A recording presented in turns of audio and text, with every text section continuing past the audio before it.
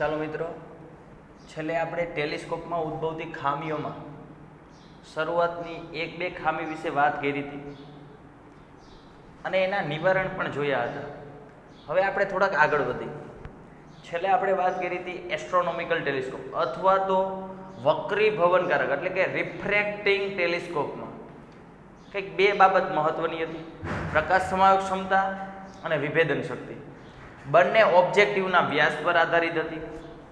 એટલે કે જેમ ઓબ્જેક્ટિવનો વ્યાસ વધારે હોય એમ પ્રકાશ વધુને વધુ આપાત થાય અને વિભેદન શક્તિ એટલે અલગ અલગ જોવાની ક્ષમતા, બે વસ્તુઓને અલગ અલગ દેખાડવાની ક્ષમતા. જેમ ઓબ્જેક્ટિવ વ્યાસ વધારે હશે એમ એ વસ્તુઓને વધુને વધુ છૂટી બતાવશે. એટલે ટૂંકમાં એવું હતું કે ઓબ્જેક્ટિવનો વ્યાસ જેમ વધારે હોય એમ તમે વસ્તુને સ્પષ્ટ અને છૂટી જોઈ શકો. પરંતુ પ્રશ્ન એ થતો, ઓબ્જેક્ટિવનો વ્યાસ જેમ વધારે હોય, ઓબ્જેક્ટિવનો વ્યાસ જેમ વધારે હોય એમ એનું વજન વધી જાય, એને ટેકાવવાના પ્રશ્ન થતા હતા. બે પ્રકારની ખામી ઉદ્ભવતી હતી: વર્ણ વિપથન, ગોળીય વિપથન. તો આનું નિવારણ બાકી હતું, તો એનું નિવારણ આપણે જોઈએ.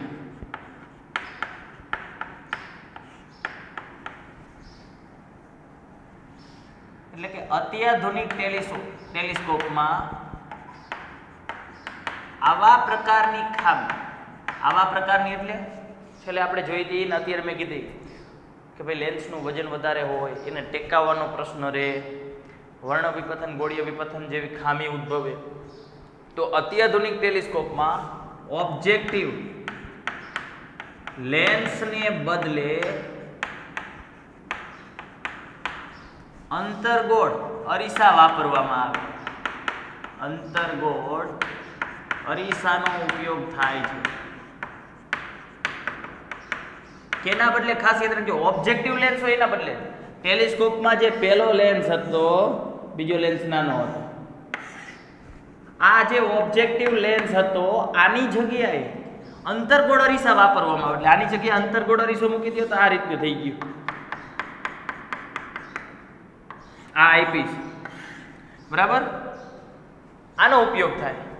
તો આવા ટેલિસ્કોપને કહેવાય, આવા ટેલિસ્કોપને પરાવર્તક ટેલિસ્કોપ તરીકે ઓળખવામાં આવે. પરાવર્તક ટેલિસ્કોપ અંગ્રેજીમાં કહેવાય રિફ્લેક્ટિંગ. યાદ રાખવું જરૂરી છે. રિફ્લેક્ટિંગ પ્રકારના ટેલિસ્કોપ. રિફ્રેક્ટિંગ એટલે વક્રીભવનકારક, રિફ્લેક્ટિંગ એટલે પરાવર્તક પ્રકારના ટેલિસ્કોપ. બરાબર. તો આમાં કઈ રીતે બધા પ્રશ્નો સોલ્યુશન થઈ જાય? આ નિવારણ છે. એટલે કે આમાં વર્ણ વિપથન નાબૂદ થાય. વર્ણ એટલે રંગ. તમે કોઈ પણ સફેદ રંગનું વસ્તુ જોતા હોય તો તમને કલરિંગ અલગ અલગ રંગની વસ્તુ દેખાય. વર્ણ વિપથન. પછી બીજો પ્રશ્ન એ કે આનો જે બીજું નિવારણ હતું, આપણે ગોળીય વિપથન ઉદ્ભવતી હતી. જો તમે પેરાબોલિક એટલે થાય પરવલય આકારના પરાવર્તકો વાપરો. પરાવર્તકો એટલે કે અરીસાઓ વાપરો આવા આકારના, તો ગોળીય વિપથન પણ નાબૂદ થઈ જાય. ગોળીય વિપથન નાબૂદ થાય. બરાબર. ત્યાર પછી ઓલામાં પ્રશ્ન એ હતો કે લેન્સનો ઓબ્જેક્ટિવનો વ્યાસ જેમ વધારે રાખીએ એમ લેન્સનું વજન વધી જતું. તો સમાન પ્રકાશ સમાવેશ ક્ષમતા ધરાવતા, સમાન પ્રકાશ સમાવેશ ક્ષમતાવાળા કે જેની પ્રકાશ સમાન ક્ષમતા રહી વધુ ને વધુ એવા લેન્સની સાપેક્ષે અરીસાનું વજન ઓછું હોય છે.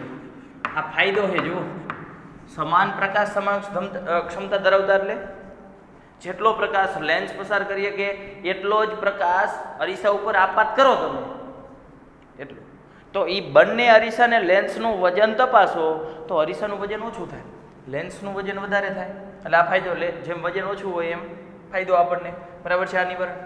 ચોથું નિવારણ એમાં શું હતું? એમાં પ્રશ્ન શું હતો? ટેકાવવાનો પ્રશ્ન હતો. યાદ કરો કે ભાઈ આ રીતે બહિર્ગોળ અરીસા હતા તો આને ટેકાવી તો આપણને નડતરરૂપ થાય જોવામાં. બરાબર. એટલે કિનારી ઉપરથી જ ટેકવવા પડે તો પણ પ્રશ્ન રહેતો, કિનારી ઉપરથી ટેકવવું થોડુંક મુશ્કેલ પડે. અને આ અરીસો છે તો અરીસાના પાછળના ભાગમાં તો અહીંયા કંઈ દેખાવ નથી. આ ગમે તે જગ્યાએ તમે ટેકાવી શકો, ગમે તે જગ્યાએ અરીસાને. એટલે કે ગમે ત્યાંથી અરીસાને ટેકાવી શકાય. આ બધા જ અગાઉના પ્રશ્નો હતા એ બધાયનું સોલ્યુશન કઈ રીતે થઈ ગયું? તો કે ઓબ્જેક્ટિવ લેન્સના બદલે તમે અરીસા વાપરો એટલે સોલ્યુશન કમ્પ્લીટ. હજી આમાંય કંઈક પ્રશ્ન આવે. આ બધા પ્રોબ્લેમ કમ્પ્લીટ. આ બધા પ્રોબ્લેમનું સોલ્યુશન થઈ ગયું. આ સિવાયના બીજા પ્રોબ્લેમ. હવે આની અંદર પ્રોબ્લેમ આવે. શું પ્રોબ્લેમ આવે છે તો હું આ કાઢી નાખું, અહીંયા લખું છું. પરાવર્તક ટેલિસ્કોપ. આ પરાવર્તક ટેલિસ્કોપ છે એની વાત કરીએ આપણે, એના પ્રશ્નો. બરાબર. તો કે પરાવર્તક ટેલિસ્કોપમાં, આવા ટેલિસ્કોપમાં, બરાબર સમજો. આપણે આકૃતિ મેં દોરી તમને અહીંયા સમજાવી. બરાબર. આ આંતરગોળ અરીસો હતો, આ બહિર્ગોળ મતલબ આઈપીસ હતો. તો હવે આવા ટેલિસ્કોપમાં અંતરગોળ અરીસા વડે બધો જ પ્રકાશ અંદરના ભાગમાં કેન્દ્રિત થાય.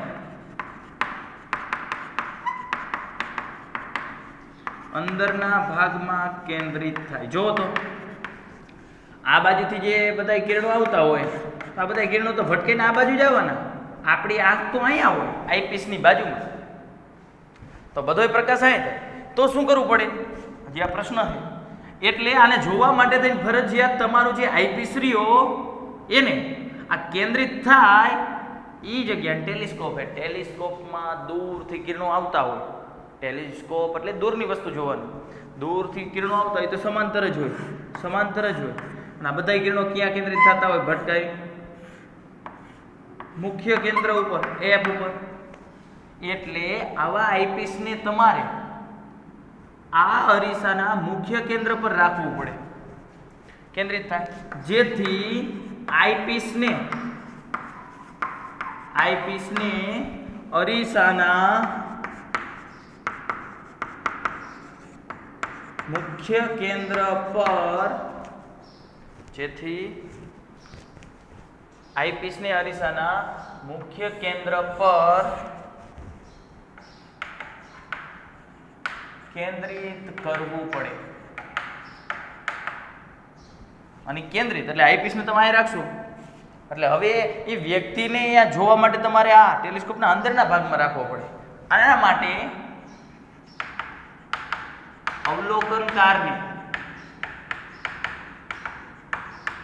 અવલોકનકારને એક નાના પિંજરામાં બેસાડવામાં આવે છે. જોઈજો. બરાબર. શું થયું પ્રશ્ન? અહીંયા આઈપીસ હતું તો બધાય કિરણો કેન્દ્રિત અહીંયા થતા હતા, તો આઈપીસને આપણે અહીંયા રાખવું પડે એના મુખ્ય કેન્દ્ર ઉપર. હવે આઈપીસ અહીંયા રાખ્યો તો વ્યક્તિ થોડોક કઈ અહીં જઈએ કે એટલે નાનું પિંજરું રાખવું જોઈએ. નાના પિંજરામાં બેસીને જોઈએ કે તો નાના પિંજરામાં બેસાડવામાં, જેના લીધે હવે આ પ્રશ્નનું સોલ્યુશન થઈ ગયું. હાલો નાના પિંજરામાં બેસીને જોઈએ છે, પણ જેના લીધે થોડો પ્રકાશ અવરોધાય છે.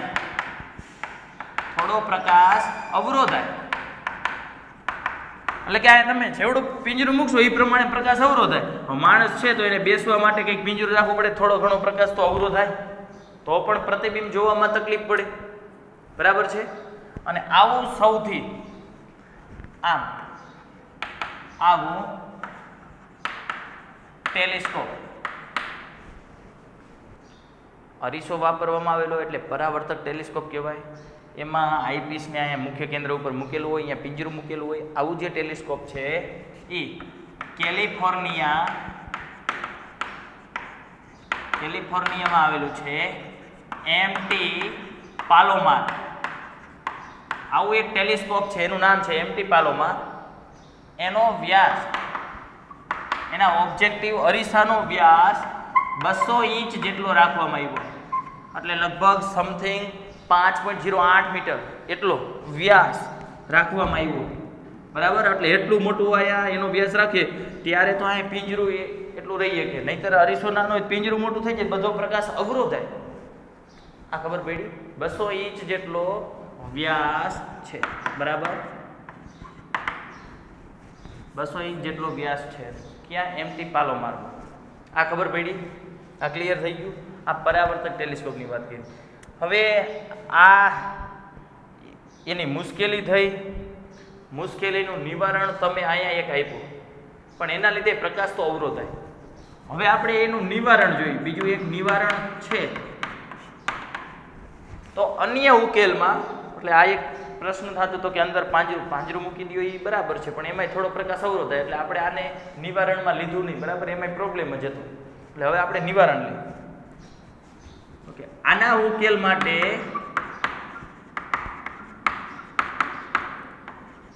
પ્રાથમિક અરીસા વડે પરાવર્તન પામતા કિરણોના માર્ગમાં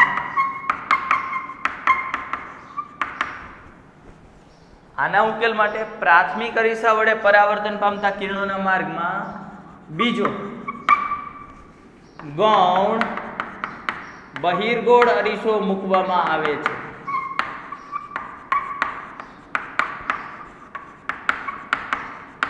પ્રાથમિક અરીસો એટલે અંતર્ગોળ અરીસો, યાદ રાખજો. ગૌણ બહિર્ગોળ અરીસો મૂકવામાં આવે છે, જેના દ્વારા પરાવર્તન પામી ને કિરણો આકૃતિ મુજબ, હવે હું આકૃતિ દોરીશ. આકૃતિ મુજબ આઈપીસના આકૃતિ મુજબ પ્રાથમિક અરીસાના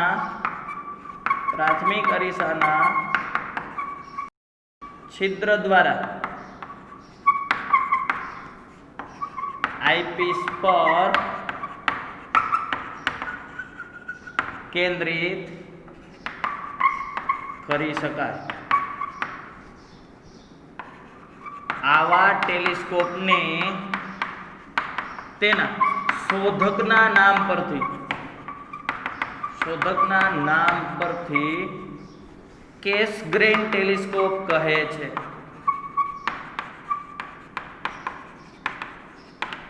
જો ઘણી વખત માત્ર એમ પણ પૂછે કેસગ્રેન ટેલિસ્કોપ એટલે શું? કેસગ્રેન એટલે પરાવર્તક પ્રકારનું, પરંતુ ઉકેલ તમારી સમક્ષ હોય, એટલે તમારે કેસગ્રેન ટેલિસ્કોપ પૂછે તો તમારે અહીંયાથી જ લખવાનું, અહીંયાથી આટલું, બરાબર. હવે કેસગ્રેન ટેલિસ્કોપની હું આકૃતિ દોરું, આ બાજુ હું કાઢી નાખું, બરાબર. આટલું ક્લિયર થઈ ગયું છે, એટલે હવે આ આકૃતિ તો માત્ર સમજવા પૂરતી જ હતી.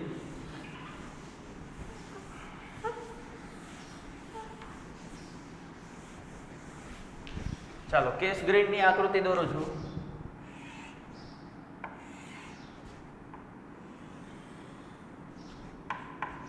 આ છે પ્રાથમિક અરીસો. પ્રાથમિક અરીસો એટલે ઓબ્જેક્ટિવ અરીસો, એટલે કે અંતર્ગોળ અરીસો. પ્રાથમિક અરીસો, ઓબ્જેક્ટિવ અરીસો, અંતર્ગોળ અરીસો કયો? ટેલિસ્કોપ છે એટલે દૂરના કિરણો આવતા હોય, દૂરના કિરણો સમાંતર હોય, સમાંતર કિરણો આપાત થાય, પરાવર્તન પામી એના મુખ્ય કેન્દ્ર તરફ, આ એની મુખ્ય અક્ષ દોરી નાખો, આ મુખ્ય અક્ષ દોરી નાખો.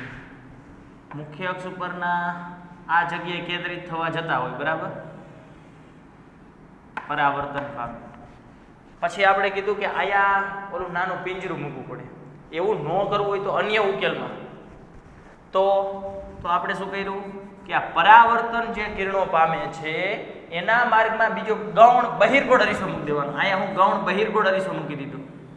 બહિર્ગોળ અરીસો, આ ગૌણ અરીસો છે, એટલે આ કિરણો ખરેખર ભેગા થતા આના મુખ્ય કેન્દ્ર ઉપર જ હતા. આ મુખ્ય કેન્દ્ર F હતું. કોનું? પ્રાથમિક અરીસાનું. હવે આ કિરણો તો અહીંયા ભટકાઈને ફરીથી પાછા રિટર્ન જાય છે. રિટર્ન જાય ક્યાં જાય તો કીધું પરાવર્તન પામીને આકૃતિ મુજબ પ્રાથમિક અરીસાનું જે છિદ્ર છે, પ્રાથમિક અરીસાનું અહીં છિદ્ર છે, એ છિદ્ર દ્વારા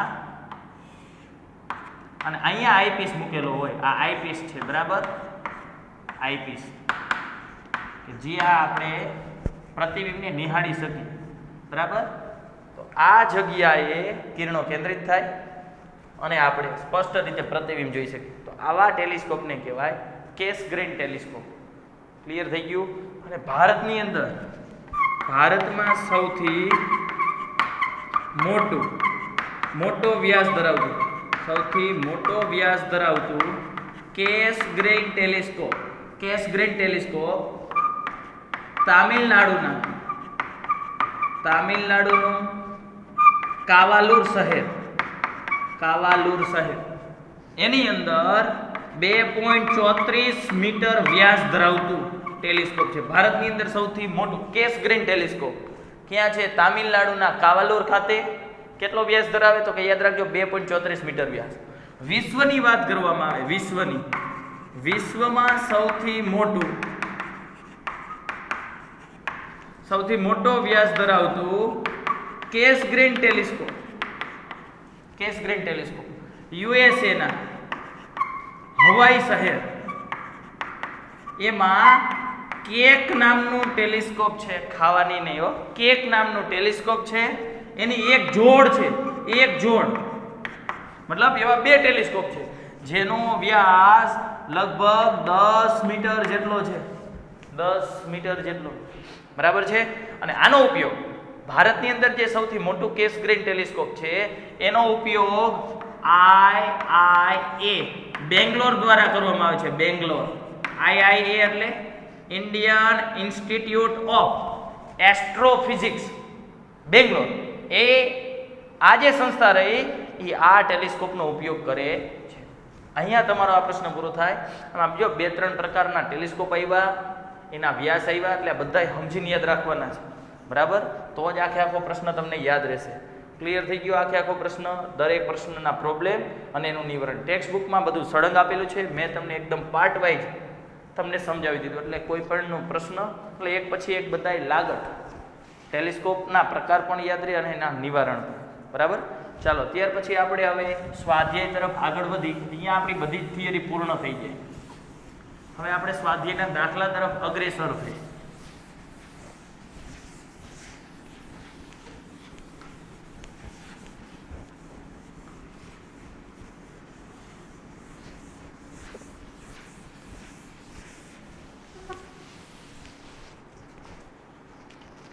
ચાલો સ્વાધ્યાય દાખલા નંબર જોઈશું આપણે, જોતા જઈએ.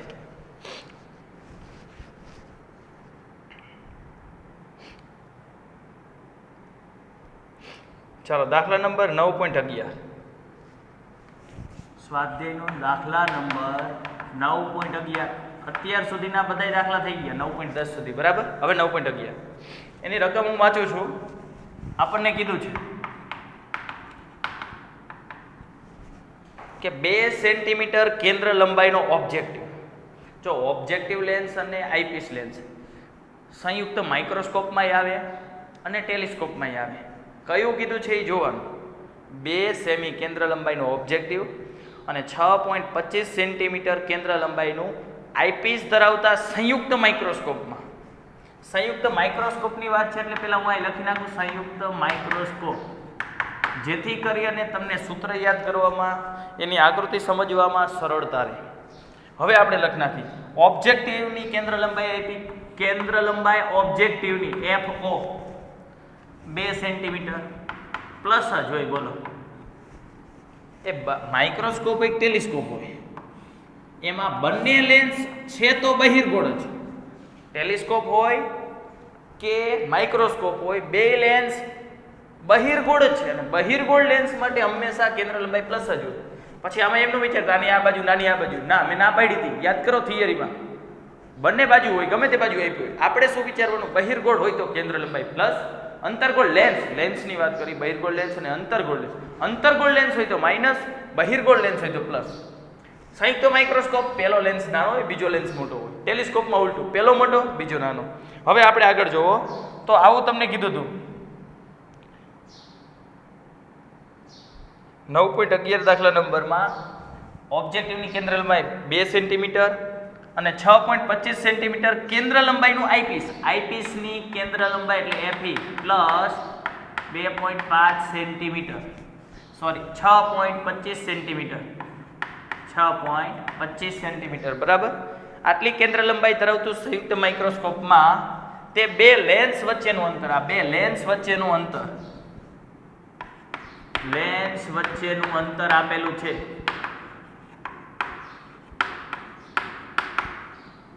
પંદર સેન્ટીમીટર વસ્તુ અંતર હોય કેન્દ્ર લંબાઈ હોય વક્રતા ત્રિજ્યા હોય ઊંચાઈ હોય તો એમાં આપણે પ્લસ માઇનસ વાપરીએ આ તો બે લેન્સ વચ્ચેનું અંતર છે એને આપણે કાંઈ ન કરી શકીએ આગળ જેથી મળતું અંતિમ પ્રતિબિંબ હોય ઓપ્શન એ કરી નજીક બિંદુ અંતરે હોય એટલે ડી થઈ જાય 25 સેન્ટીમીટર કાઉન્સમાં લખીને જ આપ્યું છે અને બી ઓપ્શનમાં અનંત અંતરે હોય બે ઓપ્શન મેં તમને થિયરીમાં શીખડાવ્યા હતા અનંત અંતરે મળી શકે નજીક બિંદુ અંતરે મળે અનંત અંતરે હોય તો શું તમને પ્રશ્ન આવતો બે લેન્સ વચ્ચેનું અંતર 15 સેમી છે વસ્તુને ઓબ્જેક્ટિવ થી કેટલા અંતર રાખવું જોઈએ હવે હું સામાન્ય આકૃતિ અહીંયા દોરું છું જેથી કરીને તમને સમજાય સંયુક્ત માઇક્રોસ્કોપ કીધું સંયુક્ત માઇક્રોસ્કોપની આકૃતિ યાદ કરવી જ પડશે તો જ દાખલા સમજાય શક્ય બને તો આકૃતિ દોરવાની છે આકૃતિ દોરશું જ આપણે ચાલો હું અહીંયા ઉપર જ દોરી નાખું તો જ તમને ફટાફટ ખ્યાલ આવશે બરાબર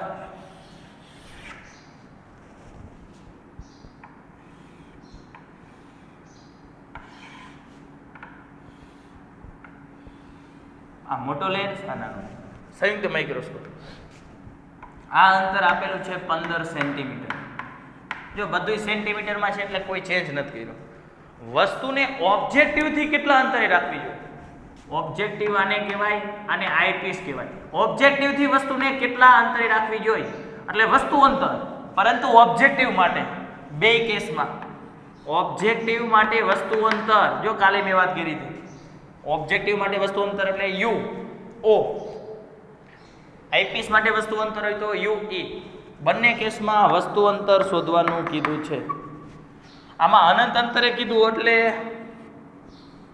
અંતિમ પ્રતિબિંબ અનંત અંતર એટલે વીઈ ઇન્ફાઇનાઇટ કહેવાય અંતિમ પ્રતિબિંબ આઈપીસ માટે હોય અને એ અનંત અંતરે છે એટલે ઇન્ફાઇનાઇટ અંતિમ પ્રતિબિંબ નજીક બિંદુ અંતર એટલે એને ડી પણ કહેવાય એને વીઈ પણ કહેવાય કારણ કે અંતિમ પ્રતિબિંબ એ આઈપીસ માટેનું હોય જે છેલ્લે રચાતું હોય અહીંયા રચાતું હોય અથવા અનંત અંતર રચાતું હોય તો અંતિમ રહ્યું એ આઈપીસ માટે જ કહેવાય એટલે વી પ્લસ માઇનસ આ માઇનસ જ આવે આ બાજુ જ હોય ક્લિયર થિયરી યાદ હોવી જોઈએ તો જ આ આવડે નહીતર ન આવડે આ ક્લિયર થઈ ગયું બંને કેસમાં માઇક્રોસ્કોપની મોટવ શક્તિ શોધો મોટવ શક્તિ એટલે મોટવણી બંને કેસમાં મોટવણી શોધવાનું કીધું કમ્પ્લીટ ચાલો હવે આપણે જોતા જઈએ આન્સર પહેલો કેસ નજીક બિંદુ અંતરે હોય ત્યારની વાત કરી નજીક બિંદુ માટે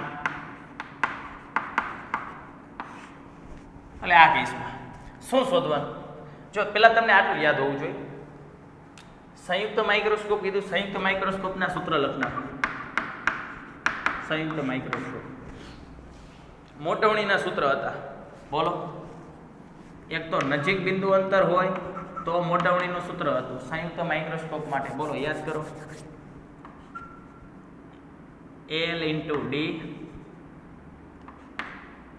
L/F O બરાબર કૌંસની અંદર 1 + D/F અને બીજું અનંત અંતરે પ્રતિબિંબ મળે અનંત અંતરે તો મોટવણીનું સૂત્ર હતું LD/FO × FE આ ગુણાકાર જ છે આ બે વચ્ચે આ સૂત્ર આ સિવાયનું બીજા લખાવ્યા હતા અમે યાદ કરો માનાંકમાં VO/UO કૌંસની અંદર 1 + D/FE અહીંયા પણ માનાંકની અંદર VO/UO આ પહેલાની જગ્યાએ જ તે પાછળનું એમને D/FE બે સૂત્ર હતા મોટવણી માટેના જ જાણી છે આપણે વસ્તુ અંતર માટેના નથી જાણતા, પ્રતિબિંબ અંતર માટેના. એટલે આટલા સાઈડમાં લખી નાખવું ના, સંયુક્ત માઇક્રોસ્કોપ આવે કે ટેલિસ્કોપ આવે તો આટલા સૂત્રમાંથી ઉપયોગ થતો હોય. બીજું, અને માઇક્રોસ્કોપ એ સંયુક્ત હોય કે ટેલિસ્કોપ હોય, માઇક્રોસ્કોપ કે ટેલિસ્કોપ બેયમાં લેન્સ જ આવે, એટલે લેન્સ માટે જેટલા સૂત્ર આવતા હોય એ પણ લાગુ પડે. લેન્સ માટેના સૂત્ર યાદ કરો, -1/u + 1/v બરાબર 1/f. આ સિવાય લેન્સ મેકર્સના સૂત્ર, મોટવણીના સૂત્ર, પણ મોટવણીના સ્પેશિયલ સૂત્ર આપણને ખબર જ છે, એટલે કે આ સૂત્ર છે. અને લેન્સ માટેના જેટલા બીજા એ બધા યાદ કરીને લખવાના. કમ્પ્લીટ? આ ખબર પડી જાય. હવે એવું સૂત્ર બધા લખતો નથી, સમાસે નહીં એટલા માટે આટલા લખ્યા. પહેલા નજીક બિંદુ માટે વસ્તુ અંતર શોધવાનું. વસ્તુ અંતરનું ડાયરેક્ટ સૂત્ર આમાં એક આવે, પણ આ સૂત્રમાં આવે વસ્તુ અંતર. વસ્તુ અંતર આમાં આવે. નજીક બિંદુ કીધું એટલે આ જ સૂત્ર આવે. આ તો લેવાનું ન થાય અત્યારે, પણ આમાં મોટવણી ખબર હોવી જોઈએ. મોટવણી શોધવાની કીધી, એટલે આ સૂત્રથી પહેલા UO ન મળે, કારણ કે UO મળે પછી જ મોટવણી મળે. આ નક્કી. UO એટલે ઓબ્જેક્ટિવ માટે જેટલું હોય એ લખેલો હોય નીચે, એટલે આઈપીસ માટે. તમને કીધું એ વસ્તુને ઓબ્જેક્ટિવથી કેટલા અંતર રાખવી જોઈએ, આકૃતિ દોરવી જ જોઈએ. હવે એનાથી ન મેળવ્યો તો આ સૂત્રથી. હવે આ સૂત્રથી થાય છે, કારણ કે કેન્દ્ર લંબાઈ આપેલી છે બે માટે. પ્રતિબિંબ અંતર નથી ખબર, પણ તમને એ ખબર છે કે આનું પ્રતિબિંબ નજીક બિંદુ અંતર રચે એટલે છેલ્લું પ્રતિબિંબ અહીં રચે. અહીંયાથી આટલા અંતરને તમે નજીક બિંદુ કહો. અનંત અંતરે હોય તો આપણે દોરતા નથી, યાદ કરજો. અનંત અંતરે હોય તો એ પ્રતિબિંબને દોરશું નહીં. આ નજીક બિંદુ અંતર એટલે આ VE થયા કહેવાય -d -25. VE બરાબર d કે આ માઇનસ કરો તો યાદ, ટૂંકમાં -25 આવે આ બાજુ છે એટલા માટે. હાલો બરાબર. આઈપીસ માટેનું અંતર. હવે આના દ્વારા આનું પ્રતિબિંબ કંઈક આ રીતે મળે, યાદ કરો. જો આનો ક્યાંક f અહીંયા હતો, યાદ કરજો. અહીંયાથી આટલું અંતર તમે FO કહો, પછી અહીંયાથી આટલું અંતર તમે FE કહો, વચ્ચેનું અંતર હોય તો L કહો. અને આ જે રહ્યું, આ બિંદુ રહ્યું, આના માટેનું છે મુખ્ય કેન્દ્ર પ્રથમ. એના કરતાં થોડુંક અંદરના ભાગમાં રચાય તો જ આ નજીક બિંદુ અંતર. બાકી જો આ પ્રતિબિંબ આના મુખ્ય કેન્દ્ર ઉપર રચાય તો અંતિમ પ્રતિબિંબ અનંત અંતરે હોય.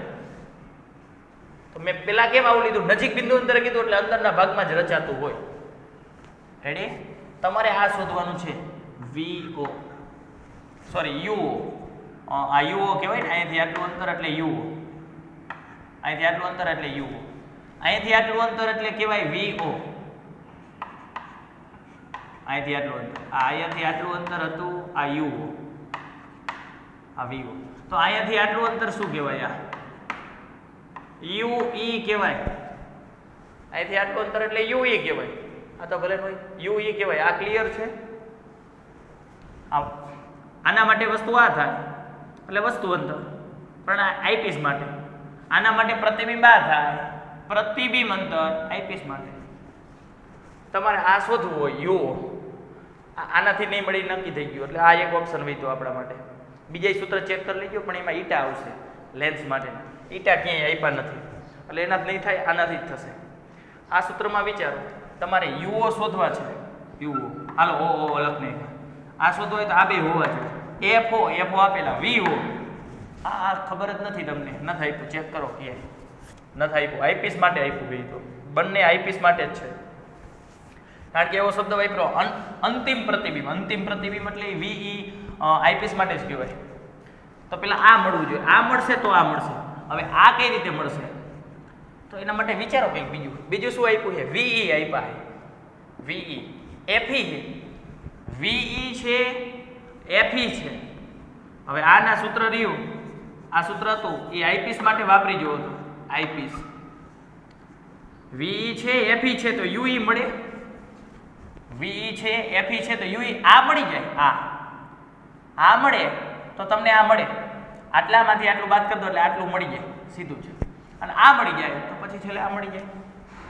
સમજાણું આખી પ્રોસેસ શું કરવાની? ખબર પડી? તો આપણે પહેલા કોના માટે વાત કરશું? આઈપીસ માટે. ચાલો, આઈપીસ માટે શું શું આપેલું છે અહીંયા લખી નાખું. પહેલા VE -25, D નહીં લખો તો હાલશે, વાંધો નહીં. લખવો હોય તો કંઈ છે નહીં.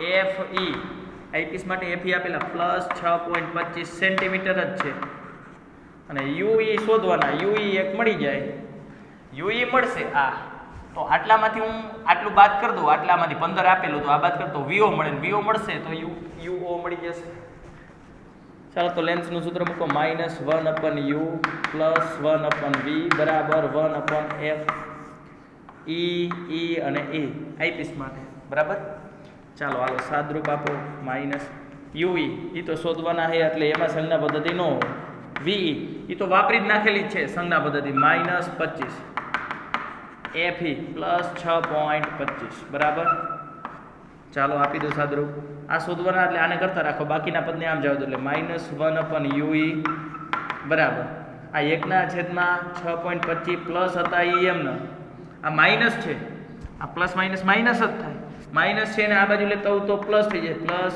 1/25 ચાલો આનું સાદરૂપ આપવું પડશે એટલે આનું સાદરૂપ કઈ રીતે આપશું ક્રોસ ગુણાકાર આ -1/ue એમનો 25 એકા 25 પ્લસ ના પ્લસ 6.25 એકા 6.25 છેદમાં આ બંનેનો ગુણાકાર 6.25 ગુણ્યા 25 ક્લિયર થયું આટલું આકૃતિ ફરજિયાત દોરવી પડશે તો જ આવડશે હવે હું અહીંયાથી દાખલાની શરૂઆત કરું બરાબર જોઈજો આટલું મળ્યું એટલે હવે આપણે આનું સાદરૂપ આપવું પડશે તો સાદરૂપ હું કરું છું બરાબર તમે કેલ્ક્યુલેટરમાં કરજો હું મારા કેલ્ક્યુલેટરમાં સાદરૂપ આપું છું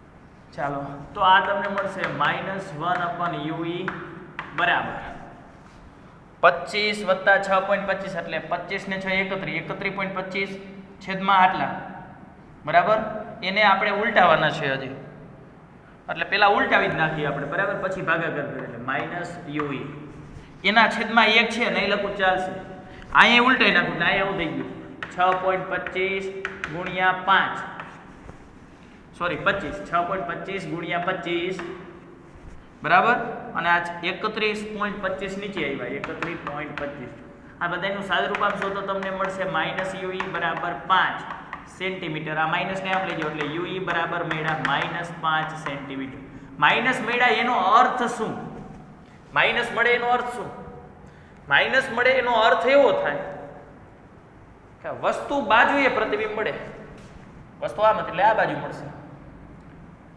આ બધી સંજ્ઞા પદ્ધતિ તમને ક્લિયર થઈ વસ્તુ તરફ માઇનસ લેવાના એટલે આ બાજુ માઇનસ લેવાના એટલે જો આ v માઇનસ લીધા હતા f તો પ્લસ જ હોય બહિર્ગોળ એટલે f પ્લસ જ હોય આ ક્લિયર છે એવી રીતે અહીંયા પણ સંજ્ઞા પદ્ધતિ બહિર્ગોળ લેન્સ માટે f ધન જ હોય ve એટલે આ બાજુ મળે વસ્તુ બાજુ એટલે માઇનસ કમ્પ્લીટ સંજ્ઞા પદ્ધતિ આવડવી જોઈએ ue -5 મળ્યા એટલે આ તમને અંતર મળી ગયું 5 માઇનસ નો અર્થ એ થાય કે આ બાજુ મળ્યું આ 5 મળ્યું આ તમારી પાસે 15 છે આ 5 છે તો vo મળે vo હવે આ કાઢી નાખું ઘડીક ખબર પડશે ચાલો લખો અથવા તો આકૃતિ પરથી અથવા તો લખ નાખવાનું અહીં તમને આ ખબર હોવી જોઈએ vo + ue બરાબર કેટલા છે 15 સેન્ટીમીટર છે કે નહીં vo + ue બરાબર 15 તો મારે જોઈ છે vo કેમ vo જોઈ મેં તમને હમણાં કીધું હતું આપણે uo શોધવા છે તો uo શોધવા હોય તો vo અને fo જોઈએ fo છે vo મળી જાય તો vo આવી રીતે મળશે આ સુવિધા એટલી રેડી તો vo બરાબર શું થઈ જાય 15 - ue તો 15 - 5 એટલે કેટલા થઈ જશે 10 સેન્ટીમીટર 10 સેન્ટીમીટર હવે આ બાજુનું કાઢી નાખું ઘડીક વાર બરાબર છે જરૂર પડશે એટલે આપણે ફરીવાર ઉપયોગ કરશું યાદ રાખજો vo 10 સેન્ટીમીટર જો જ્યારે બે લેન્સ વચ્ચેના અંતરની વાત થતી હોય તો એમાં સંજ્ઞા પદ્ધતિ ન હોય સંજ્ઞા પદ્ધતિ કેમાં હોય વસ્તુ અંતર પ્રતિબિંબ અંતર કેન્દ્ર લંબાઈ ઊંચાઈ આ બધામાં સંજ્ઞા પદ્ધતિ હોય હવે પાછું હું સંજ્ઞા પદ્ધતિ વાપરીશ કે vo આ બાજુ છે 10 ચાલો હવે વાત કરી છીએ આઈપીસ માટે સોરી ઓબ્જેક્ટિવ લેન્સ માટે ઓબ્જેક્ટિવ લેન્સ માટે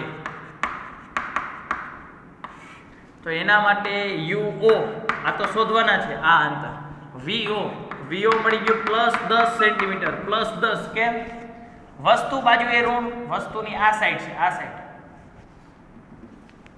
+10 આ લેન્સ માટે વસ્તુ તો આ બાજુ જતી એટલે આ બાજુનું ઋણ આવે આ બાજુનું પ્લસ આવે કમ્પ્લીટ આના માટે FO ખબર છે FO ખબર છે FO +2 સેન્ટીમીટર ચલો કયું સૂત્ર ફરીથી લેન્સનું સૂત્ર -1/u +1/v બરાબર 1/f પણ ઓબ્જેક્ટિવ કમ્પ્લીટ ચાલો -1/uo એમનો VO 10 FO 2 ચાલો આપો સાદુરૂપ તો આ શોધવાના છે આને કરતા કરું તો આ પદને આ બાજુ લઈ જવું પડશે એટલે -1/uo બરાબર આ પદ પ્લસ છે આ બાજુ લઈ જાઓ માઈનસ 1/2 -1/10 પ્લસ હતા માઈનસ આ -1/uo ચાલો લસા લેવો પડશે 10 × 10 -2 × 2 છેદમાં બંનેનો ગુણાકાર 10 × 2 = 20 કેટલા મળશે -1/u આ 8/8/20 મારે uo જોઈએ ઉલટાવી નાખું તો uo ના છેદમાં 1 નહીં લખું ચાલશે આ માઈનસ હતા એમનો 20/8 ચાલો તો uo બરાબર આ માઈનસ ને આમ લખી નાખું 20/8 છે તો આને આપણે આમ લખીએ કે 4 × 5 એટલે 20 4 × 2 એટલે 8 4 4 કેન્સલ 5/2 એટલે 2.5 બરાબર 2.5 સેન્ટીમીટર માઈનસ મેળાનો અર્થ શું થાય કે લેન્સ થી આ બાજુ છે આ તો ઈ બાજુ જ હોય આ પહેલા કેસમાં વસ્તુ અંતર મળી ગયું નજીક બિંદુ અંતરે હોય ત્યારે વસ્તુ અંતર મળી ગયું એટલે તમારે અહીં વિધાન લખી નાખવાનું આ વસ્તુ અંતર આટલા સેન્ટીમીટર છે હજી પહેલા કેસમાં વસ્તુ અંતર મળ્યું પહેલા કેસમાં મોટવણી શોધવાની છે ચાલો તો હવે પહેલા કેસમાં મોટવણી m બરાબર નજીક બિંદુ અંતરે છે નજીક બિંદુ અંતર તો નજીક બિંદુ અંતર માટે માઇક્રોસ્કોપ માટે સંયુક્ત માઇક્રોસ્કોપ માટે મોટવણીનું સૂત્ર બે સૂત્ર હતા એક L ના છેદમાં FO કૌંસની અંદર 1 + d/fe અને આના બરાબર બીજું સૂત્ર તો માનાંકમાં VO ના છેદમાં UO પ્રશ્ન થાય કે સાહેબ તમે તે દિવસે આયા માનાંક ને આયા માનાંક કર્યો એટલે ભાઈ બે જગ્યાએ માનાંક તો એકવાર લખ્યો હાલે અને કૌંસની અંદર 1 + d/fe કમ્પ્લીટ તો આ L નથી આપણી આગળ જો આ L નથી તો આ સૂત્ર નથી વાપરતો આ જ વાપરું છું માનાંકમાં VO તમે મેળવતા 10 અહીં માનાંક એટલા માટે કારણ કે મોટવણી ધન હોય એટલા માટે મોટવણી પ્લસમાં મેળવશું મૂલ્ય જ મેળવવાના એટલા માટે આ માનાંક કરી છે બરાબર 10 એટલે તમારા કદાચ જવાબ માઈનસ આવ્યો તો પ્લસમાં જ આવે -2.5 પાછું એનું માનાંક કરશો એટલે તો ધન થઈ જશે 1 + d એટલે 25 સેન્ટીમીટર પ્લસ જ મૂકવાના છે હો ભાઈ એટલે તો આપણે અહીં માનાંક કરી છે અહીંયા d એટલે 25 એ તો અહીંયા VE હતા જો અહીં માનાંક કેમ કર્યા એક જ સરળ વાત આપણે જ્યારે સંયુક્ત માઇક્રોસ્કોપ માટે કે ટેલિસ્કોપ માટે મોટવણી મેળવશું તો એમાં માત્ર મૂલ્ય જ મૂકવાના છે બરાબર આ એક યાદ રાખશું આપણે એના મૂલ્ય જ સૂત્રો એટલે જ આ લોકો અહીં માનાંક કરે તો પછી આપણે આમાં સંજ્ઞા પદ્ધતિ નહીં મૂકી ક્લિયર થઈ ગયું એટલે d ની વેલ્યુ 25 જ fe ની વેલ્યુ 6.25 હવે આનું સાદરૂપ તમારી જાતે મેળવી નાખજો જે આવે જવાબ એકમ નહીં આવે મોટવણીનો ક્લિયર થઈ ગયું આનો જવાબ પ્લસ આનો જવાબ બી પ્લસ આવશે કંઈક ગુણાકાર આવશે જે આવે એકમ આવશે નહીં હજી આપણે આ પહેલો ઓપ્શન એ ઓપ્શનની ગણતરી કરી છે મિત્રો એ ઓપ્શન દાખલો લાંબો છે પણ એકદમ સહેલો છે બરાબર સમજશો તો આવડશે એવી જ રીતે હવે આ બી ઓપ્શન માટે તમારે જાતે હોમવર્કમાં દાખલો ગણવાનો છે બરાબર એવી રીતે પણ અનંત અંતર હોય તો મોટવણીનું સૂત્ર ચેન્જ થઈ જશે UO છે VE કારણ કે અંતિમ પ્રતિબિંબ અનંત અંતિમ એટલે ફરીથી આકૃતિ દોરજો તો જ સમજાય ફટાફટ આ જ રીતે બી દાખલો હોમવર્કમાં કમ્પ્લીટ બાકીની ચર્ચા હવે આપણે આગળના લેક્ચરમાં કરીશું